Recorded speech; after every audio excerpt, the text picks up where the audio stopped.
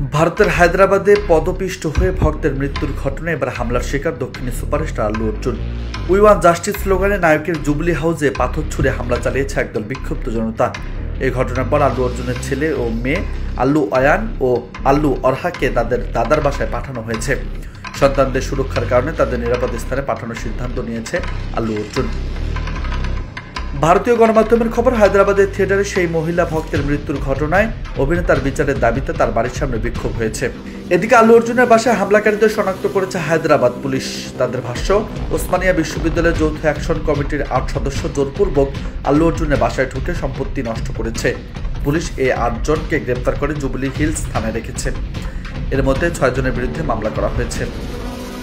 শুধু তাই নয়, নিহতের পরিবারকে ১ কোটি রুপিও দেওয়ার দাবিও জানিয়েছে তারা। উল্লেখ্য, যদিও এর আগে সেই নিহতের পরিবারকে ২৫ লক্ষ রুপি দিয়ে আর্থিক সাহায্য করেছেন আল্লু।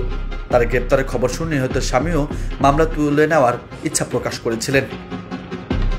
এদিকে আল্লুর ২ সন্তানকে নিরাপদ স্থানে পাঠানোর ছবি নেট মাধ্যমে ভাইরাল হয়েছে। দেখা গেছে আল্লুর কন্যা অরহা একরাশ চিন্তা নিয়ে গাড়িতে চুপটি করে বসে রয়েছে। জানা গেছে ২ সন্তানকে আল্লুর মা বাবার কাছে পাঠিয়ে দিয়েছেন। নিউজ টেক্স, বার্তা 24।